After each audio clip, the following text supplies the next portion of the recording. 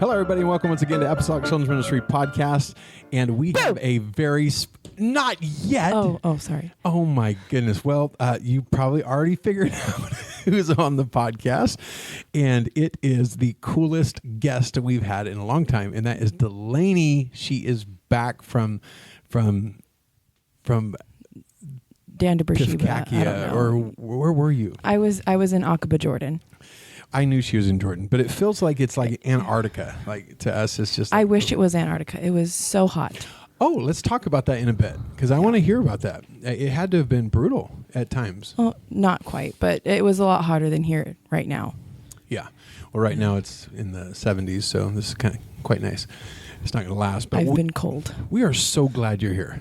Welcome. I'm so glad to be back. She got back on Monday night, 11-something p.m. And what time was that roughly back in Jordan?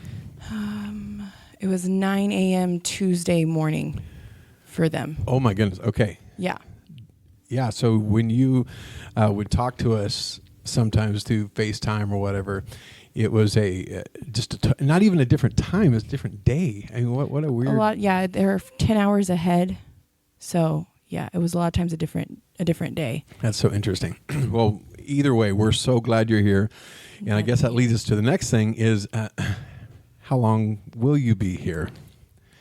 I'm going to be here about 3 months. 3 months. So we are going to get the most out of Delaney. Now, I did ask her if she was willing to jump in with both feet or if she wanted me to kind of take it easy, kind of ease her back into the flow of things. And she said, no. The dumbest question you could possibly ask. Put me on the high dive. Exactly. And let me dive into the deepest pool because she wanted to get buried. So we're so happy you're here. And I love that attitude of, just get me involved. But we have missed you. And I'm sure the kids watching all the videos that we haven't put out since you've been gone have missed you. Yeah, I got multiple complaints. I'm sure you did. That you guys weren't recording. It was wild.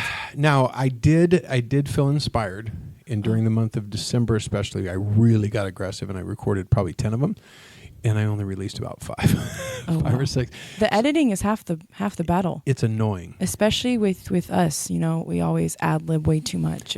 Yeah, and then you try to get cute and put green screens or whatever else up, and it's a pain. It's really a pain. Is. And every time, this is apropos of nothing, but every time I record with a green screen, I either wear something green on accident, I have green glasses, or one of the objects that we bring in for the lesson is green. And it's completely see-through and looks ridiculous. Honestly, the green glasses is kind of a vibe, though. You should definitely do that. It'd be so funny. Well, funny you say that. So I actually just put out a video today, and I had yellow glasses, but it saw them as green. Oh. And so my glasses are all see-through. And so whatever the background is at the moment, that's what my glasses are. That's amazing. Yeah, so they arrange, and the background is like this, not pulsing, but like a slow fade between all these different colors. And so my glasses are changing the entire time I'm talking. And I didn't realize what was happening because it's not like a solid green. It's kind of like this, I don't know how to describe it. It's almost like splotches where it would change and not the whole Yes, thing. but it doesn't look like if you was a still picture, you wouldn't realize that I was wearing anything but that color glasses. But the whole time I'm watching, I'm like, now they're green, now they're red, now they're purple. Yeah, very strange. That's kind of cool, though. Yeah, not unintentionally cool. AI fashion. But yes, yes. What will happen when the computers take over what we were? So, will you be recording any videos while you're here in that 3 months? I think that's up to you. Well, if it's up to me, we're going on that high dive. I want to, is what I'm saying. I'm willing, and then it's just a matter of, when we're both available. So. Well, this is actually pretty funny. I released a video of you singing a song last week. Yeah, every time. Because I thought they were all gone. I thought I'd used them all. Oh, my goodness. Yeah, and so I went back through. I'm like, wait, has this one been on there? And I went through the YouTube channel, and sure enough, it was not there. Wow. So there we go. Look at that. So it wasn't that I was just holding out. I wasn't like, I don't know what I don't know. I don't know how I missed it. But you would release them, and I would get in trouble with the shepherds the following day. How so? They'd be like, Delaney, why did you go home without us? Why did you travel back? We didn't know you could teleport. And then they would just, it was the ongoing I'm going to really joke. get you in trouble. I'm not going to put any out and then put out like 6, 6 months in just to cause trouble. But we're excited. We're going to have a bunch of action songs, especially because those are for me really easy to record because I just hit record and you do all the work. Those are wonderful. They're easy for me too because I don't have to sing or talk or do much of anything. But you do talk. Very little. Before and after. And it's mostly stupid stuff, so that's easy. Did you see Tyler Hodges' seminar this year? I didn't. I haven't got a chance to watch those. It is so good. I mean, they were to use terminology of the young people. They were bangers. Like they really were. Wow. I think he did 5 or 6, but every one of them was really, really good. And so they're good enough where I actually split off the overall segment into little chunks and overlaid it with their real audio. Beautiful. So it's not bad. And then I put each of those on the channel. So you can see each of those. That's awesome. I've been really good. Every time I want to go back and watch one of his songs, it's always so frustrating to have to go back and find that session's tough. Fast forward through the whole session. And it's tough because the audio in that room's not great. I don't know if you know, this year we actually bought mics that clip on to all the speakers. Okay. With mixed results. For the most part, it worked really well. Mm-hmm. But we, technical difficulties. We actually had one. This is, again, I'm sorry, I'm chasing a rabbit. We had one room and their mic somehow grabbed the channel of the other room. And so 2 people were talking into the sound of one room at the same time, and the other room had no audio. But we didn't catch it for a few minutes. Oh, that's wild. Yeah, it was really stupid.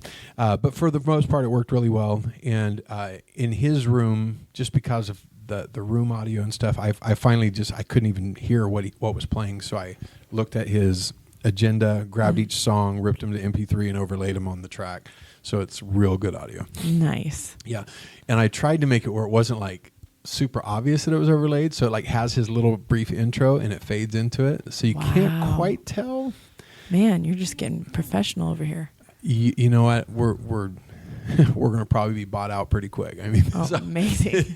It's a high-dollar operation.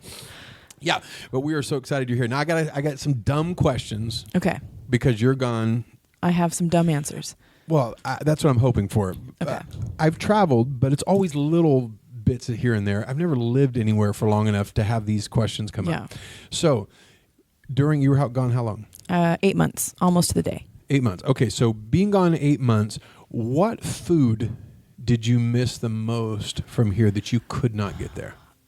So you can give me a list, even like a top 3 or 5. Okay. Or whatever. I really missed American style coffee. Over there, everything's either Arab style coffee where it's boiled on the stove and it's like with like cardamom in it or some other spice, and it's nasty to add sugar and cream to it, at least in my opinion.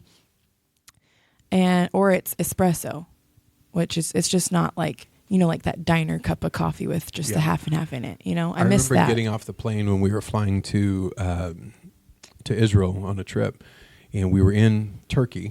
And in the airport, there was a coffee shop, and we were burnt. I mean, we hadn't slept in, 20 hours or something. So I was like, oh, this will be perfect. And I ordered what I thought was a regular coffee, and it came in a shot glass. Yep.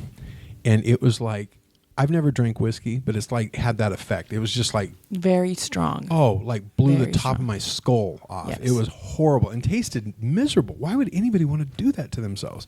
It was terrible.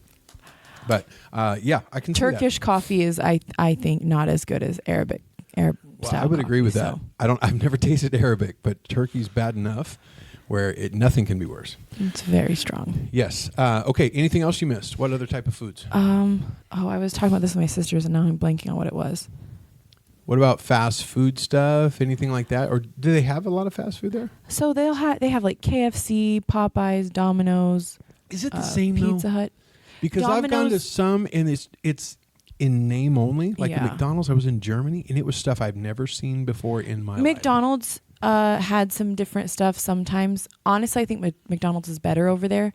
Everything is halal, which means it fits the Islamic diet, which they have just different rules with stuff, kind of like kosher for the Israelis. And then also everything at McDonald's in Jordan is fried in olive oil. So it's like, I don't know, it just tastes a lot better. And interesting, but were the items themselves somewhat Some similar? of them, most of them were pretty similar, but then there was some like different sandwiches. I never tried them, but like that were more like shawarma style or, yeah. Okay, I'm a Oh, you don't know shawarma. Okay. I've heard I'm it. so sorry. I've heard it enough, and when someone says it, I like nod wisely. Yes, but yes. I have no clue what it is. Okay, so basically it's like this flat style bread. It's thinner than a tortilla, and it's pretty big, and they just put like shredded chicken or like beef or lamb in it, and there's like some sauces and onions that they add to it, and they roll it up, and it's just like this long little, almost like a little sub sandwich, but with a really thin tortilla kind of bread. And then they cut up into little pieces, and you have That actually sounds really good. It's so good. Except for I don't like beef shawarma and I don't like lamb shawarma, so chicken shawarma is the only way to go. What are the other options? Okay, Chicken's the only way to go, at least for me. Obviously, they sell it, so some people like it. It's just not my cup of tea. Got it. So sorry, I jumped the train of thought there. So you mentioned that they do have some fast food. Yeah. But what did you like really want? Or okay, how about this? What did you really? Bacon. I missed bacon. Oh yeah, I can imagine that would be tough to find there. The city where I was staying, it wasn't there much. But then when we would drive up to Amman for we went up there for Christmas, and then we went up there a little bit before Easter.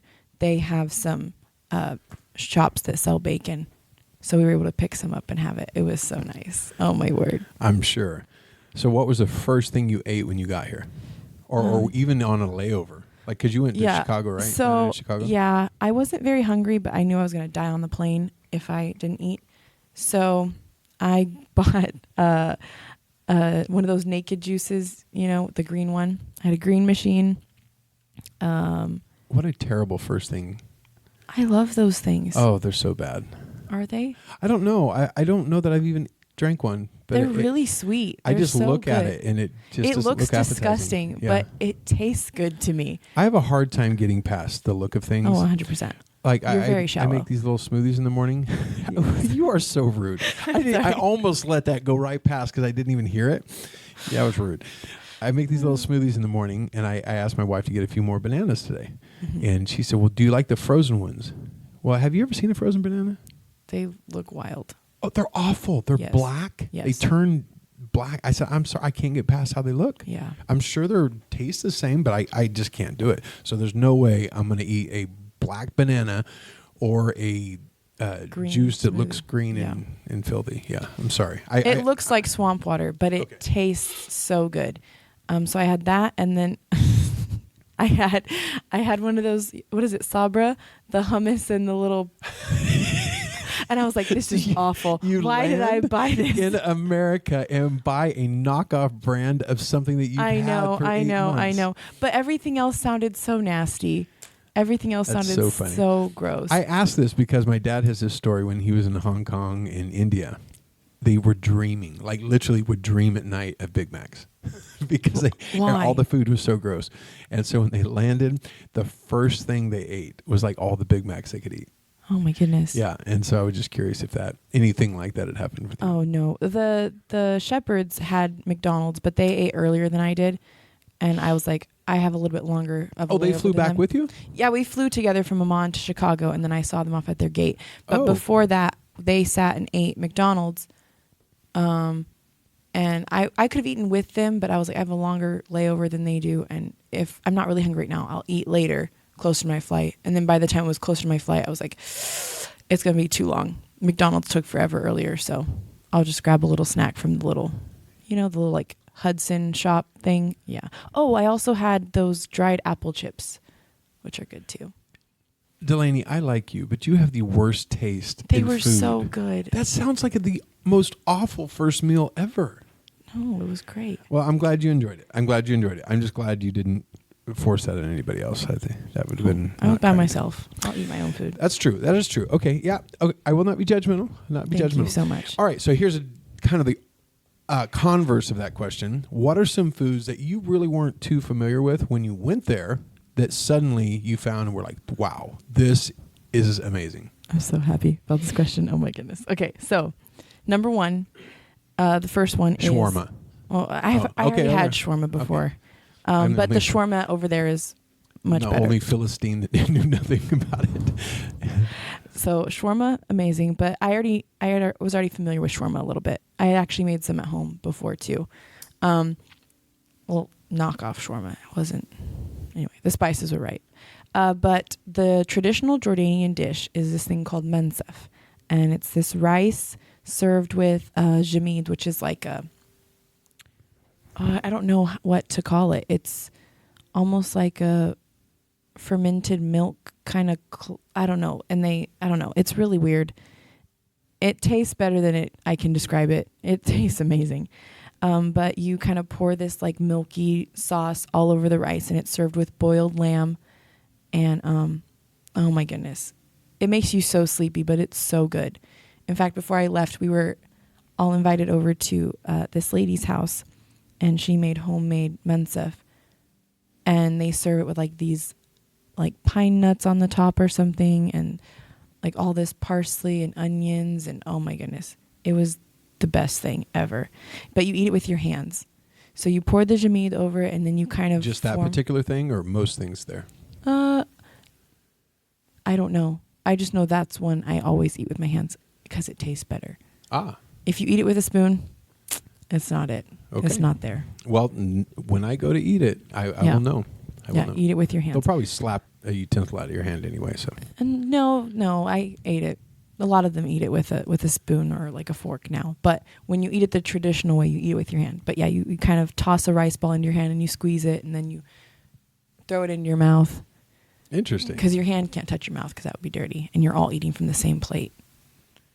Traditionally, everyone just gathers around this big. But you're platter. grabbing it with your hands, but your hand can't touch your mouth. But the food's in your hand. But your hand should be clean. I know, but your hand can't touch your mouth. Yeah. And your hand's clean. Yeah, because you're eating off of the same plate as all these other people. Oh, you're transmitting to them. Okay, Yeah, I got yeah. it. I'm sorry. I got it. Yeah. Okay. Anything else? Any other type of foods that you were wowed by? Okay. A kofta sandwich. So kofta is a meatball, and it's like you even had the accent. You had it all right there. That was pretty good. Thank you. You're welcome in Arabic, however I say that. Afwan. Yes. Okay. Okay. So the meatballs, I think, are made of beef and lamb together. It's a mix. I think. I don't know. I just ordered them from this street vendor guy, and they're the best things in the world. There's all these veggies on it. It reminds me a lot of like a gyro, like from like a Greek gyro. Anyway, and the stand is in the middle of this place called Harafiya. It's part of Aqaba, but it's almost like Aqaba is almost like New York, where it has like little boroughs, kind of. It's not like it's not as big as New York, obviously, but it has like, okay, this is where you go to get your car fixed. This is where you go for this. You know, there's just like little sections. So Harafiya is where you go for like mechanics, for welding, for carpentry, for any kind of like manual labor stuff. It's a rough area. It's very much a man's land. Like there's only men out there. So I couldn't ever go out there and get a sandwich for myself. But when I was out there, like me and Brother Shepherd and Andrew or Aubrey, you know, doing stuff for projects, we would stop and we'd get a kofta sandwich. And even though it's like made for like locals, it's not like a tourist food at all. I never got sick from it. It was the best thing ever. And it's the thing I craved the most there, and I still crave it here. It's good. Did you get sick from anything other than just typical illness? But did you pick up any goofy local stuff? I got food poisoning once, maybe like 3 weeks into being there or so, like 2 or 3 weeks into being there. We had driven up north to the city of Erbil, and we ate at like this food truck place, and then we ate at this other fancy restaurant. I don't know where I got sick from, but literally me and all the shepherds, we all got very, very sick. We were like sick for like a week after that. And that's the only time I really picked up anything. Interesting. Well, that was my next question is it an acquired thing? Like, do you build up tolerance over time? And you guys all got sick. Yeah, you would think that if it's an acquired thing, then they would already be fine. But yeah, we all had a problem with that one. And other than that, like I hadn't got sick from anything before that, and I'd been eating street food. So I don't know. Got it. Yeah. So what was the most different thing there of any type? Like the one thing you just kind of like caught you blindsided, you were not expecting it, that you were just like, whoa, that's weird. Oh my goodness. It can be several things. It doesn't have to all be that crazy. Just stuff that kind of took you off guard that you weren't prepared for. She didn't get all these questions ahead of time. I mentioned a few, but yeah, I don't really know. There was a lot of things that I knew were going to be different. There was a lot of things I expected to be different that weren't. Really, like what? So I wasn't sure like how easy it would be to grocery shop and stuff like that. I thought it'd be a lot more like market stuff, which there are a lot of market areas there. Like if you go into downtown Aqaba, into Beled, you have like, oh, there's a vegetable stall, there's a meat stall, there's a place you go for spices. But right behind where I was staying, there was a Safeway and a Marhabas. And it was, a Safeway is basically like a little mini Walmart. Everything is in there, well, except for clothes and car stuff. Well, no, actually they do have car stuff. Well, they the have windshield Safeway wipers. I recognize. That's an in-state thing. Yeah, they have a Safeway, and Marhabas is just another supermarket name. But yeah, it was. That's interesting, and maybe I just have a poor remembrance of this. But I remember we went overseas. We were doing a children's thing in Germany, and there's always this stuff that you have to pick up while you're there before you go. And we went to all these different places, and I remember thinking, I didn't realize it was going to be this different. Yeah. I was in Germany, as I thought, that's as close to the U.S. and as far as it's very Western. Yeah. Very Western. Yeah. It was so different. Yeah. Everything was different. And not just brands. I knew that would be different, but like I couldn't find anything I was looking for. Like I was trying to find, I can't remember specifics, but like toothpaste. And it was like, everything was weird. I couldn't find anything. So the fact that you're saying that's a similarity, maybe. I think it's because I went over there expecting so much to be so different. Yeah. That I was surprised when things were the same. I was expecting to go live in a tent, ride a camel. And, not really completely that way, but I was expecting like huge difference. And it wasn't as big of a difference as I thought it would be in some ways. One thing though, I tried to do your, the tea bag, what is it? Object lesson. Try to do the tea bag one, where you light them on fire and they all go to heaven. All tea bags are not created equal. No, and I did not know that. Here it was just like, I just grabbed, the ones from the kitchen and it was fine. I tried to do it. All of them just burnt to a crisp. And then we had to like bring in more tea bags and be like, okay, let's try this brand. Let's try this brand. Let's try this brand. What's bad is I had that happen here. I probably tried, I don't know, 6 or 7 before I found one that would work. But I didn't know. Oh no, you didn't do it live like that. No, I was like, oh, I know how to do this one. I don't have to practice it. Never do that. Always practice. Even if you've done it a million times, always practice. If we say nothing else of note, teachers, that is so true. It always bites you when you think you got it in the bag. I had the story. I had the talking points. I'd gone through all of that, but I was like, why waste a tea bag? What? That's why. That's why you waste the tea bag. Oh, it's so good. That's awesome. So there was more similarities than you expected, and less massive differences. Although there of course were massive differences. But you were expecting those. Yeah. Some of the massive differences were there's herds of goat and sheep that go through the city all the time, even in the middle of Amman, which is a major city.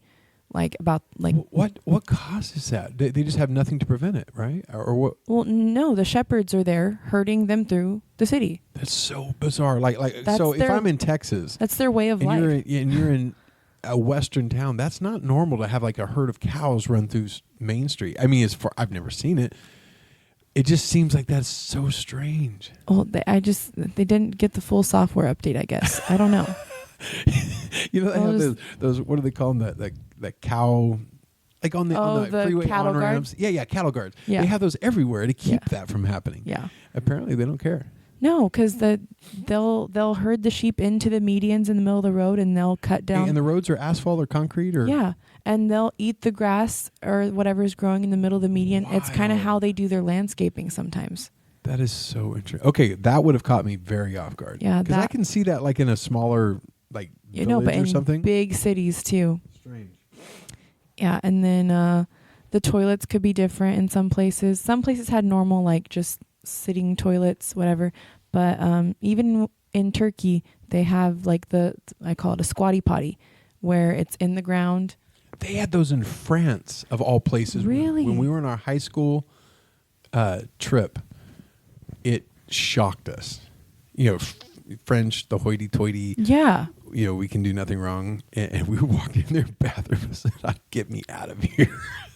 Yeah, that's so different wild. Planet. Anything else that was pretty wildly different? I'm sure there's a bunch, but maybe just it was a lot of things that were really different. The men stare a lot. What's that all about? They're just social norms are different? Like they just don't care? Well, no, in Amman they don't do that. But because I'm a foreigner, white woman that's uncovered and clearly not Muslim. Got it. But also they stare at women in burqas too. It's different. But also, I learned this towards the end of my trip. The main reason is because the first look is halal or holy. The first look is not bad. There's no shame in the first look. But if they look a second time, that's shameful. So they just have to stare. Oh, they just don't look away, and now it's fine. Don't look away, and it's fine. That is so bizarre. I told Bishop that, and he was like, "That is so gross," and I was like, "Yes." The loophole that they have found is yes. Yeah, that is creepy. So, what there did you miss the most besides family, of course, friends, whatever? But was there anything that you were just kind of like, man, I wish I had this? And maybe not even a thing. Maybe it's a service that you could normally take advantage of. I missed the choir. I missed singing with a big group. I loved the feeling of it, and so I really missed that. Like we had good worship service. We had good music, especially for being so small. And we did our best with parts and everything, but it just wasn't the same dynamic as having just like. Sure, absolutely. And how many people are in that congregation there? They run normally, I think, like 20 to 30, like faithful members that are baptized and filled with the Holy Ghost, and involved in ministries and stuff, I think. And then there's a lot of people that will visit a lot, or like they're a part of the church, but they aren't able to choose to be baptized because of, they don't have the freedoms that we do here. And so if they choose to get baptized into, a Pentecostal church, they're denouncing their Orthodox ties or their evangelical ties or Catholic or Coptic or whatever they are. And then they are unable to be buried or married over there. Because my goodness. All burials and marriages happen through a religion, either Catholicism or Coptic or evangelical, or through Islam. You can't be buried or married outside of. That's interesting. So is there any way of the apostolics eventually getting to where they're accepted? They're working on it. Even the UPC, which has been recognized as a church over there, I don't think they have that power yet either to marry. Interesting. At least locals. Yeah. What a trip. I was going to do a follow-up on that, but now I can't remember what it was. Sorry. No, that's good. So let's get a little more, not that this isn't good stuff, let's get a little more spiritual on this. Okay. I'm just curious, and I haven't heard the whole story on this. We've talked a little bit, but what prompted you initially to go, and was it a process, or was it like a one-time God spoke to you, or a nudge, or I'm just curious, what did that process look like?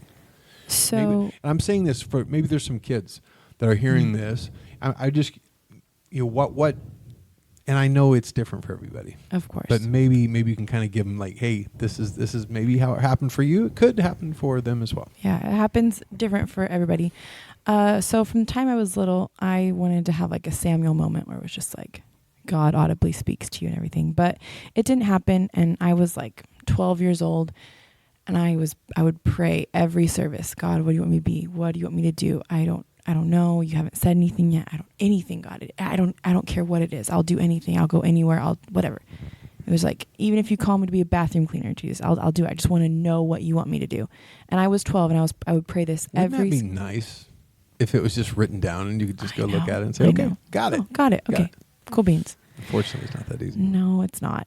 And so here I am, 12, and I'm praying every service. 13, praying every service in the altar. God, I'm not leaving until you tell me. Okay, my mom and dad say it's time to go. I'm so sorry. I have to go. I know that's awful, but that's how it was. And I thought I was behind. I thought I was so behind. I was like, everyone should already know. Everyone already knows at this point. No, most people don't. You figure it out as you go most of the time. You really do. But in my mind, oh my goodness. I was so behind, and it was my fault. I didn't know what I was supposed to be yet, all this kind of stuff. So finally, I'm 14. I'm in the altar one Sunday morning. I think it was a Sunday morning. I'm not one of those people like, oh, I can take you to the spot. Like, I was in the altar in front of one of the front rows. I was one Sunday morning. I don't remember the date. But I do remember very much the feeling and how strong it was, and how convinced I was that this was absolutely God. Anyway. And I was like, God, what do you want me to be? I was praying the prayer again. I prayed it without fail, every service, every day. And I was like, God, what do you want me to be? I'll do anything, whatever you want, God. Just tell me. And I felt God reach down and write the word missionary across my chest. And I was like, okay. And he didn't say anything, but I felt it was like, I was impressed that God's finger reached down and wrote missionary across my chest. I was like, okay, God, where do you want me to go? Whatever place it is, God, I don't care. I'll go anywhere. And just like a thought came to my mind, the Middle East. And I was like, okay, Delaney, alrighty. You think of the most dangerous place you know, ha, ha, ha, whatever. Okay, God, now that that's out of the way, what do you want? And it was like God was just like, I said it. I told you. Now what are you going to do? I was like, oh, okay. I'll start learning Arabic. So I started learning my Arabic letters on YouTube. I learned my first word, At 14. At 14. Unreal. I learned and ab, which is mom and dad in Arabic. And, I tried to learn what little I could, by myself online, and then I kind of just carried that with me. And then we moved down here, and I started attending Riverside City College, and they have 2 Arabic courses, and I took both of them. Loved it. Loved the language. I remember years ago when your phone was all in Arabic. Yes, that was when I was taking classes. I was 17, 18. I think I was 18. So by that point, you'd been preparing for 4 years. 4 years. I still was not any good. It's so hard to teach yourself a language when you have no knowledge of anything. But, I was trying my best. And I would be in Arabic class, and I loved it. My teacher was like, you have such a great accent. You really have learned to make the language your own. Like, I would play around with words and make jokes. And it was really weird for a student to do that, she thought, because most of them, it's just like, oh, they're just taking it for the credits and whatever. But I was really trying to get a grasp on it. And I would leave class, and I would sit outside, going over my notes, and I would just cry. I would be done with class, and I was like, God, I don't want to speak English anymore. I either want to speak in Arabic or I want to speak in tongues. It was like my tongue was just like itching to be fluent. And I would just sit outside just crying, like, I don't want to speak this anymore. Like, obviously English is useful. It's a blessing. It's the business language of the world. It's my first language, obviously. But there was just such a weight in my heart to be fluent so I could be useful where I felt I needed to be used. And I continue on. There was a couple times where I was like, God, it's been a long time. I think I would get like 18, 19. I'm at youth retreat. I'm like, it's been 4 or 5 years of me carrying this, and seems like there's not really anything opening up. I have all of these things to get done with before I can even go and pursue what I feel like I need to, and I don't even know how to get into that. how to get into missions and stuff. I did Hope Corps, but there's no Hope Corps trip to the Middle East for good reason. But it's like, how do I get into that? And it was like, did I even hear right? And a little side note. At one point, I think I was 17. I was like, God, was this even you? Like, the end of the world is coming. Like, you're getting ready to come back. Is there even a point in me doing all of this for a calling I might not even get to fulfill because you might be coming back before I can even, like, what's the point? And God spoke to me even in that moment of doubt. It was like,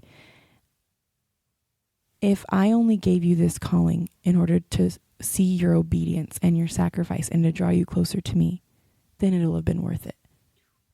Like, it's not about the ending. It's not all about like you being over there and you winning souls. It's not about like, oh, are we going to see like the revivals of Ethiopia in the Middle East? Yes, we want to see it, but it's not about the ending. It's about your process and what you're doing and your obedience and sacrifice up to getting to be over there. I don't know if I'm making sense, but no, absolutely.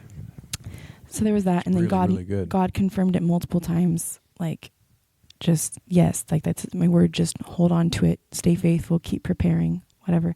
And then last year in January, during our week of prayer and fasting, we were actually driving home from Texas. We had been at my cousin's wedding, and we're driving home, and we were listening to service here. We were listening to it online, and altar call came, and we're praying in the car, and I just curled up into my pillow.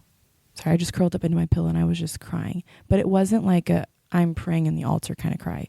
It was like, I am standing on the edge of a cliff and I am being hit by this huge wave of anxiety because I feel like I'm about to fall into something I don't understand. And I don't know what it is, but in my spirit, I just felt like something big is about to happen. I had no reason of feeling this way. We were driving home in the middle of probably New Mexico, and I'm just heaving, sobbing into my pillow, like, oh my word, what is wrong with me? I feel like I'm about to fall apart. Like, oh my goodness.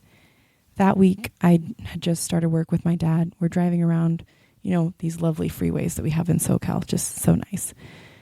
Just stuck in traffic, and we're just talking about life and about school and all this kind of stuff, and he's like, after you finish your degree, I think you should try and go for maybe a 3-6 month missions trip. And I was like, oh, okay, alrighty. And in my head, I'm like, he's just talking. If he mentions it again, we'll know. If he mentions it again, we'll know. I wasn't even talking to God at that point. I was like, we'll just see. But God heard. And so that was on a Tuesday night. That following Thursday, still the week of prayer and fasting for our church. That following Thursday, I'm walking out of the sanctuary. I'm like, bye, Mom, bye, Dad. I'll see you guys at home. And my dad goes, you need to set up a meeting with Pastor. You need to get this figured out. And I was like, alrighty. And I was like, God, he mentioned it again. So this is serious. I met with Pastor the following Sunday. Pastor was like, let me reach out. We'll talk to the shepherds. I'll talk to the Azars. We'll see. He talked to Brother Brennan Claiborne. Brother Brennan said that he thought I would be a really good fit with the shepherds. And so Pastor called Brother Shepherd. They were talking about coming out and staying in our evangelist quarters. That was how the conversation started for them. And at the end of the conversation, Pastor was like, by the way, Brother Shepherd, I have a young lady here, and mentioned the whole thing. And the rest is history. Well, and the shepherds are no strangers to our church and our Sunday school even, and to you through our videos. We've been connecting and back and forth. We have some communication with them over the years. So it's just interesting, and it's not coincidence. Oh, no. I met them for the first time at Summit in 2021. That's right. I was there, one of the morning services. We were doing Sunday school. I was counting down for games. 3, 2, 1, 3, 2, 1. And then I counted down in Arabic at one point. I was like, 3, 2, 1, 1. Well, actually, I said it in my formal accent. That was spoken. It was 3, 2, 1. And Andrew Shepherd, he was probably all of like, I don't know. He's 14 now. So he's like 11, 12 years old at that point. And he's like, oh, 3, that's Arabic. I know that. And he was right next to you, right? I think. I hate to say I don't remember Well, that he moment. told me that he was right next to you, and you're like, he was like, she spoke Arabic, and you're like, yeah. You wanna tell her something? And he's like, no. And he just went and told his dad. I don't remember this. And so I got to meet all of them, well, except for Sister Pam, but Wow. yeah. Unbelievable. That's I was talking to them pretty later incredible. about it, and I was like, yeah. And I was like, I talked to you guys, and I was like, don't you dare mention anything about having a burden for nothing to them. You don't want to get their hopes up of anything. 'Cause I was like, and then Brother Ship was like, oh, we already had a feeling. And I was like, what in the world? This was like oh my word. 2 years ago, 3 years ago. I don't know. It was wild. You know, it's interesting because you hear that Delaney, who is such, and I know you're going to reject this out of hand. I'm not going to let you, though. My ears are closed. Is such a key part of the church in so many ways. You're tied into every ministry you have, just about. You're stretched about as thin as you can get. Core to Sunday school, core to the videos, core to the reach of our Sunday school outside of our church. And then you hear Delaney's leaving. And honestly, you're like, what? No, you can't. And a piece of you is like, you're kind of selfish. Like, no, you can't leave. You're too important to what's happening here. And of course we knew it was God's will. We knew, okay, we're not, Yeah. we get it, but it's not easy just to say, okay, cool. Yeah. Go have fun. Like your mom says, it may be God's will, but I don't have to like it. Exactly. But what I was leading up to is hearing this part now. I've never heard all this. Now, I've heard bits and pieces, and I've never had it all connected in a story like this.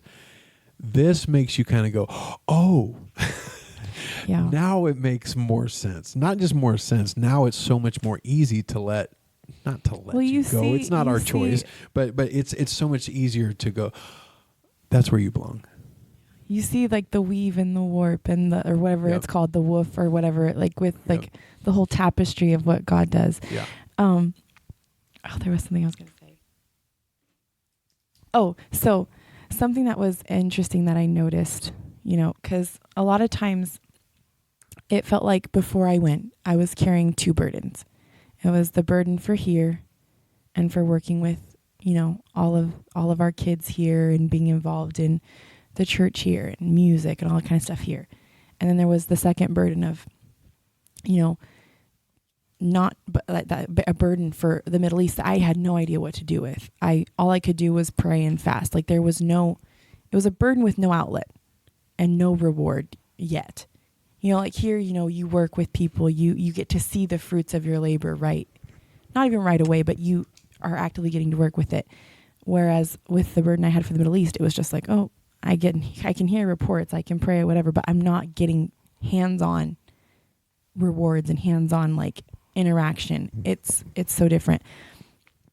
But I realized when I went over there, every bit of myself that I poured into my burden over here and my ministry over here. I know my ministry, it sounds like such a big deal, but literally every single one of us, we have a ministry. Whatever you're involved in is Absolutely. your ministry. Yeah. It formed me into who I needed to be when I moved into That's interesting. my ultimate, well, not even ultimate, No, but I can see a lot of what you were involved here 100%. was. This is going to sound cute, like training ground for exactly what you needed to be 100%. up there. Exactly. And I realized that, and I was like, while at times it was really hard to carry the 2 of them and only be able to work with one of them, it was preparing me to better be able to carry the burden over there. And so God doesn't waste our time. Yeah, absolutely. While it was hard to wait, and it was like, man, what am I doing? And I struggled with doubt because of it. It was the preparing ground that God used to make me what I needed to be. I don't know if you remember the story that my dad has told a couple times about Catherine when she started developing the burden for Brazil. And it was so not out of character for her because she's, it was just like a surprise, kind of blindsided everybody. Not everybody, but you just like, what? Brazil? And he wasn't trying to talk her out of it. Yeah. But they were in his office and he was just talking to her, just trying to get a feel of where did this come from? And he said, it didn't take long before I realized this is as deep as it gets and I ain't touching this. Yeah. This is from God, and I'm not messing with it. And I'm sure the same feeling your dad got and Pastor got when they were talking to Delaney about it. Realizing, ooh, okay, well, we're not going to try to talk her out of this one. This is deep.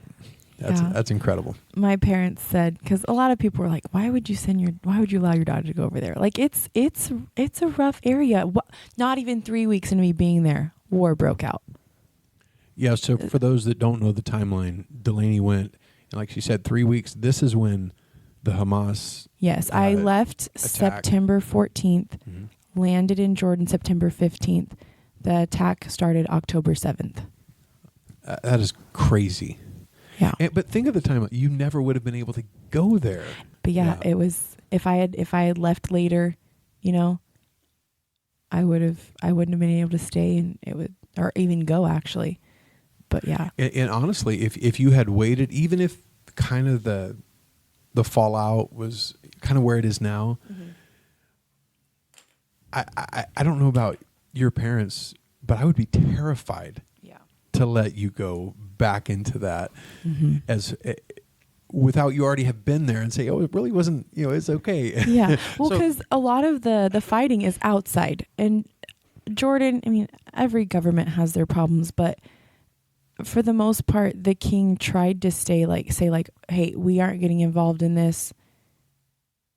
We're going to shoot down missiles that fly over us because otherwise Israel's going to shoot it down on us, and we don't want to deal with that. Like, I have to protect, the Jordanian people. But within the country, like when I'm walking around town, there's you wouldn't even know war is going on, except for the few times where you hear things flying over, or you hear the Iron Dome shooting things down, or when the fighter jets come out. Other than that, you would have no idea. Life just went on as normal.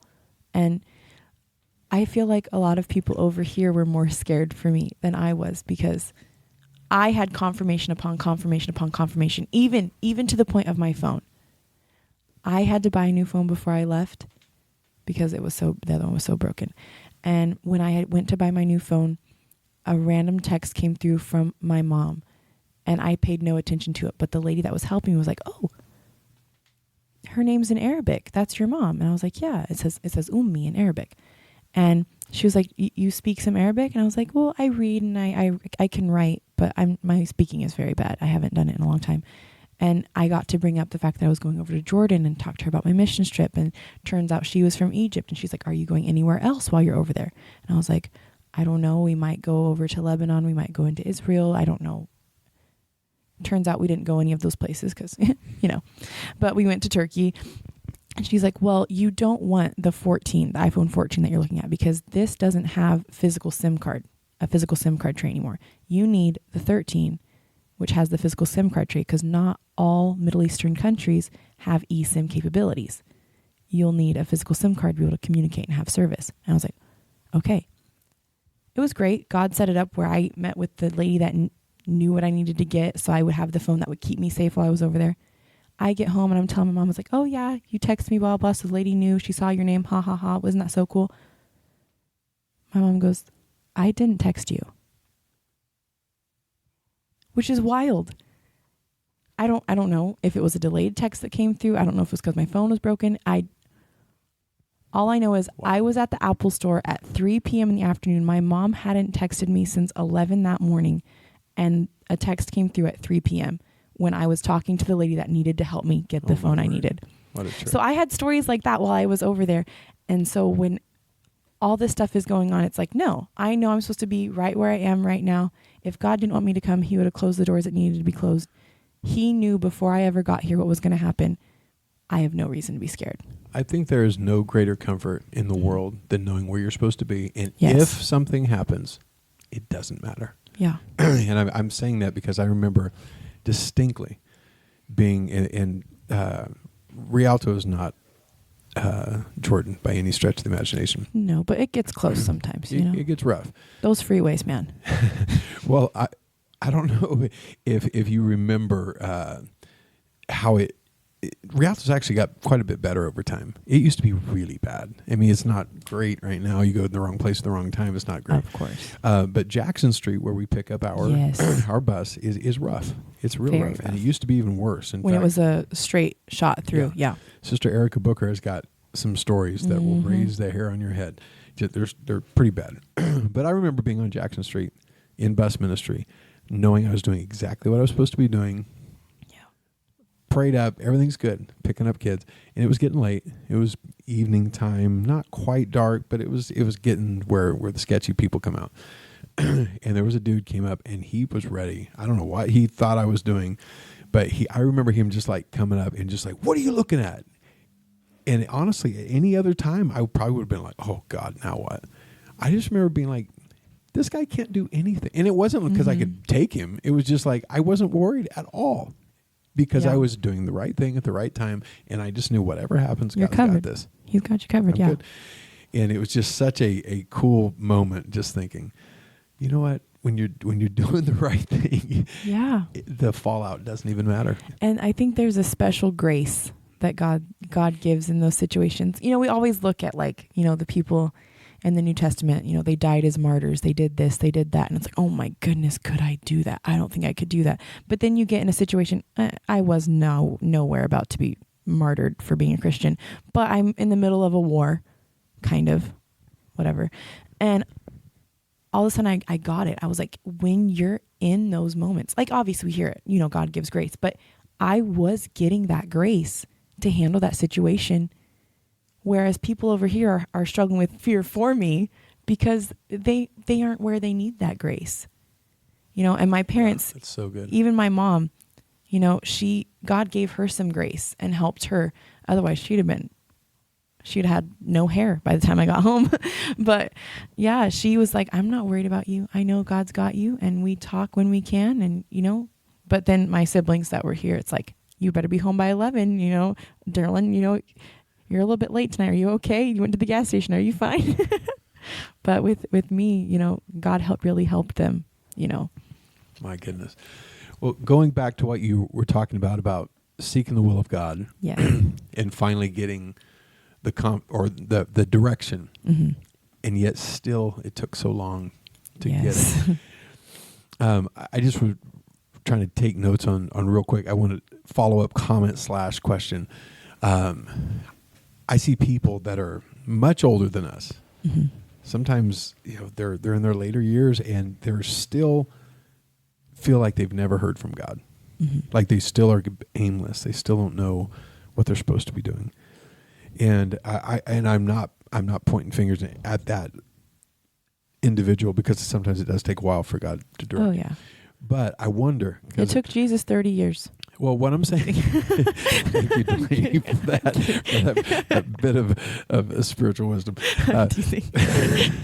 Where I was going with it is what I kept going back to is you said every single day from the time you felt it at 12? No, 14. At 14. Is that you prayed that every day? About From the direction. time, like probably from the time I was 8, 12, I don't know. At some point. Okay, from whenever you first felt it until you were 14, you never missed a day praying it, or close. You know, you're very consistent. Every opportunity I had, I was like, God, what do you want me to be? I guess what I'm leading up to is it can't be a casual desire for the will of God. It can't be a I'm going to ask when the message is just right. In 6 months, every 6 months, I'm going to tag in. God, let me know. The evangelist let me know when you're ready. Until then, God, I'm just going to go, you know, to college and we are supposed to fill in the blanks, okay? Of course. But sometimes we forget to keep asking. Yeah. And I think sometimes it's like, how bad do you want it? Yeah. I don't know. I'm not trying to speak into somebody's situation, but I understand though, because it can be discouraging.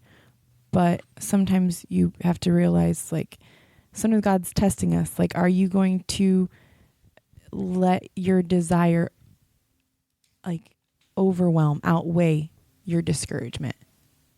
You know, like the woman with the unjust judge, like, it didn't matter how much he ignored her, how long it took for the answer to come. She was going to bug him until she got what she wanted. Yeah.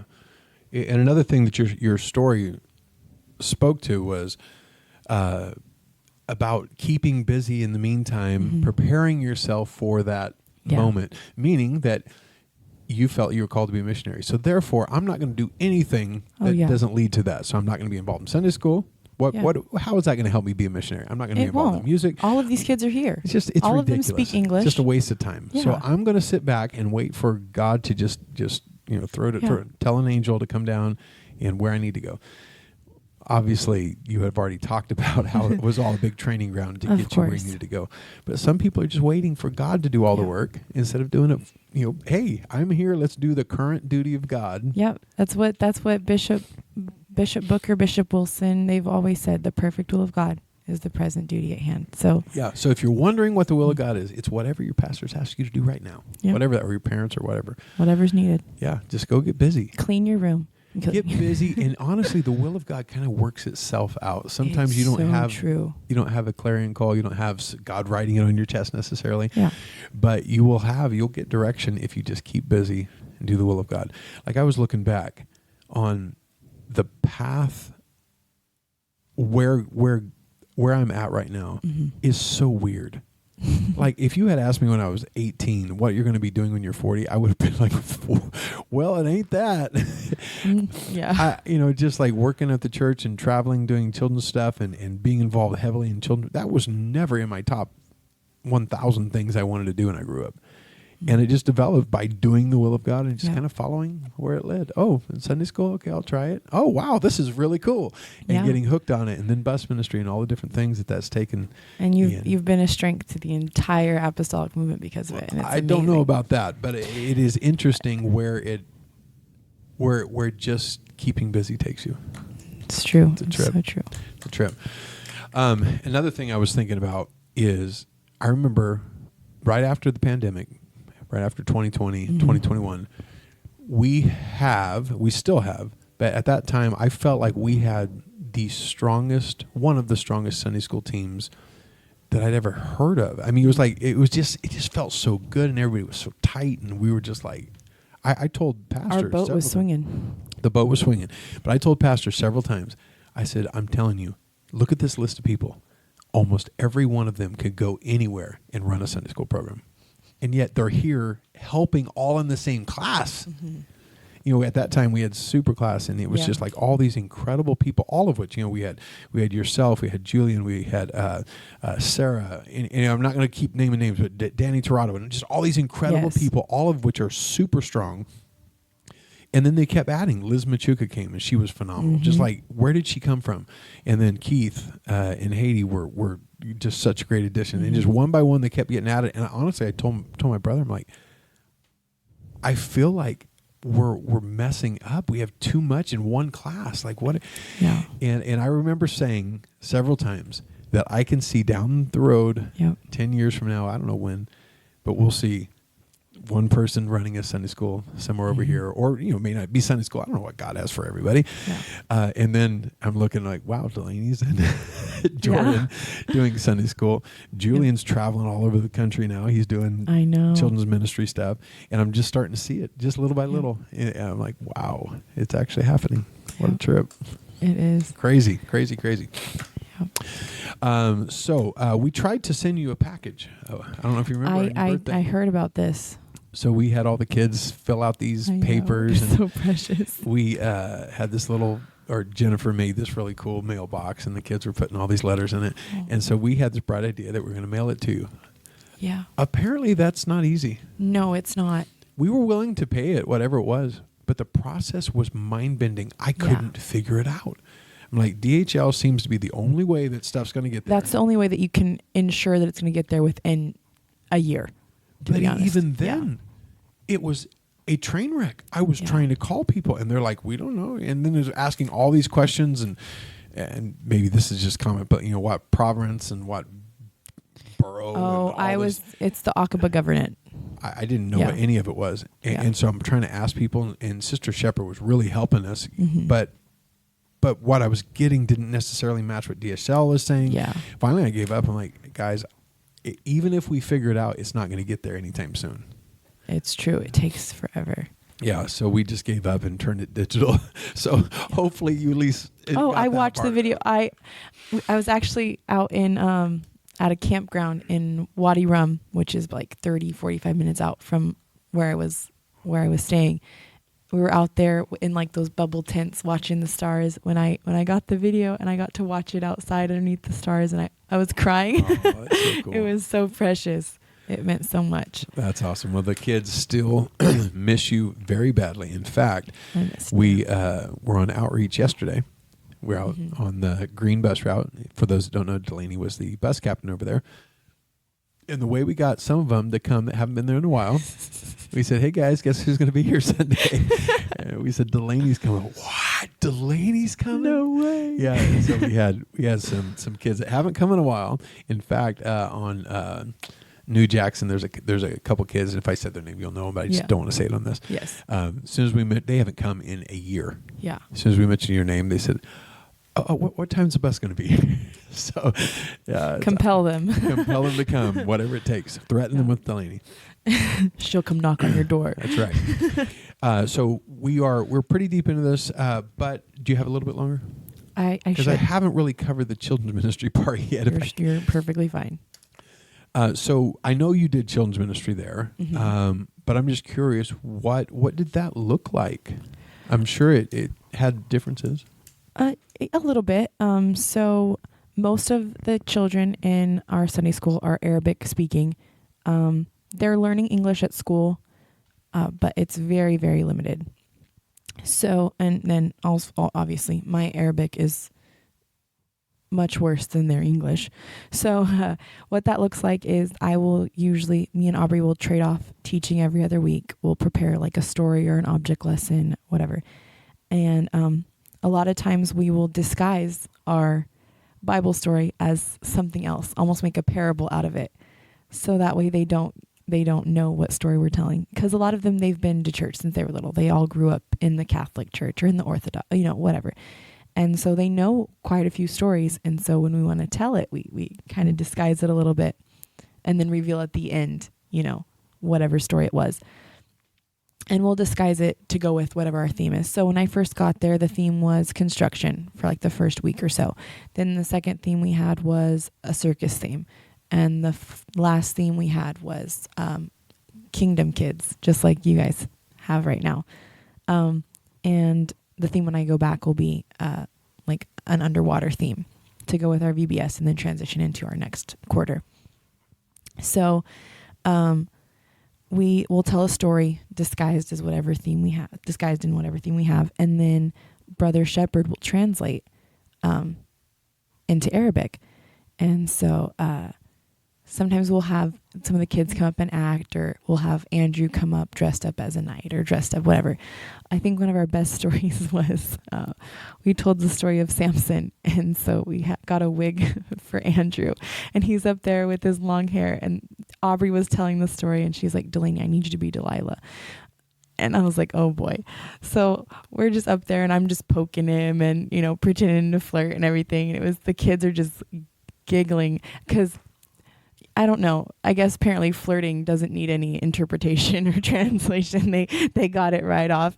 And we aren't even saying any words. We're just like making, goo goo gaga noises and whatever. And at some point, I don't remember how she had disguised the story. It was during the circus. And we had one reoccurring character. It was the bearded lady. I casually mentioned her during our first story, which was the story of Noah. And they thought that was the most hilarious thing. The bearded lady did not make it on the ark. She didn't move with the circus, so to speak. And so the bearded lady, they thought that was so funny. They couldn't believe it. And so we were like, well, she has to come back every week. There always has to be a bearded lady, even if she's not physically in the room. How is she there if she died?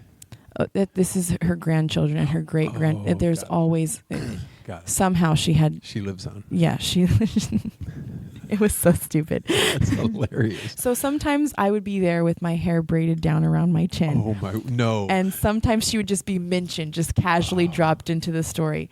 Oh, it was so good. And so in the story, Samson was somehow part of the circus and Delilah was a bearded lady within the circus. The bearded lady was always a bad guy. And so I was a bearded lady. and I'm over there flirting with the man with the long hair. And then at some point, I think after the last time he lied to me, I'm running around the room crying, and he's chasing me, trying to calm me down. And the kids are just rolling on the floor, and Aubrey can't even continue telling the story because we're just laughing so much. Anyway, that was one of the best ones. But anyway, we'll tell a story. Sometimes there will be acting. Sometimes there will be an object lesson, and brother Shepherd will translate. He always does such a great job at matching, like, my mannerisms and stuff. There's some people, obviously it's really hard to translate, and there's some that I've seen that have translated and they don't really match the expression. And so, the person that's doing English is very animated and doing all this kind of stuff and changing their voice. And then the Arabic is like, rah, rah, rah, rah, rah, rah. And it's like, okay, come on, dude. But brother Shepherd is awesome. He's fanan in Arabic. He's professional, and it's so good. So that's what it looks like. We do songs in English and Arabic. They loved Stand Together. That's what I was curious about, because I heard, like, every time I see clips or whatever that you guys post, it seems like they're usually in English, but that's probably just the recording you have. Yeah, we would post the song that they really liked to do was Stand Together. We did Stand Together in Shackles. They loved those songs. And in fact, Shackles, they just call it Delaney's song. Which is kind of like what the kids would call it here, kind of too. But they know the name. But yeah, they would beg for. Even the kids only spoke Arabic. Hardly could remember what we would translate the song. Some when we first learned it, but they didn't remember what the translation was. But they loved the motions. But they would beg for Shackles and Stand Together, and then we also do some songs in Arabic too. So, and there's Snack, and we would do parties and. We have Sunday school dollars there, just like we have here. That's so cool. Well, I was going to ask you about that. What stuff do you do that's similar? Do they have any puppets or anything like that? I'm just curious. There's a couple. There's a snake that we have, or a worm. I don't know what it's supposed to be. There's this bright green yellow thing with big eyes. It could be a worm or a snake. What's funny is there's so many things that just don't translate. Yeah.